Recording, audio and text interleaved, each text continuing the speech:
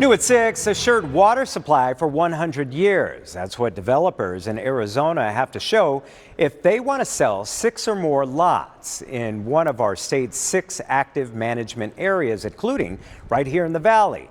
But what if the developer wants to use the lots to rent out homes instead? Do those rentals require 100 years of water? Well, in many cases, the answer is no. And as ABC 15 investigator Courtney Holmes shows us, as our water shortage intensifies, it's a loophole that some fear is ripe for exploitation.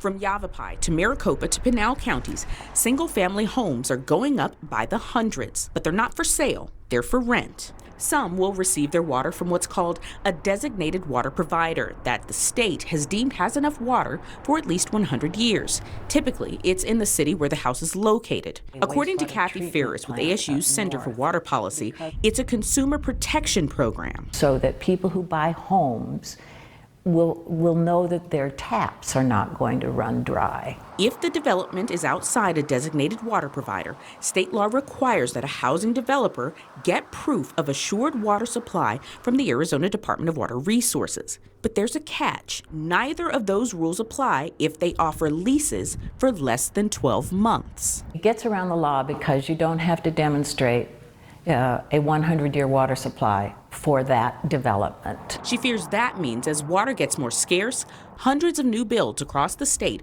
would not have to show there's enough water for them, simply because they're being rented and not sold. This is a potential problem because what we've been trying to do over the last 40 years is ensure that people who live in homes in AMAs have a secure water supply. It's not fair that one developer is held to one standard and another to another. State Representative Selena Bliss, a Republican from Yavapai County, is sponsoring House Bill 2048 in an effort to curb the practice. This bill is meant to close that outdated loophole. The change would require proof of assured water supply for developers of 6 or more homes, regardless of the terms of a lease. The bill is still awaiting assignment to a committee, but Ferris said while it won't close all the loopholes in the law, it's a start. So it's like peeling an onion. There's all these loose ends that are developing because of this practice. Courtney Holmes, ABC 15, Arizona.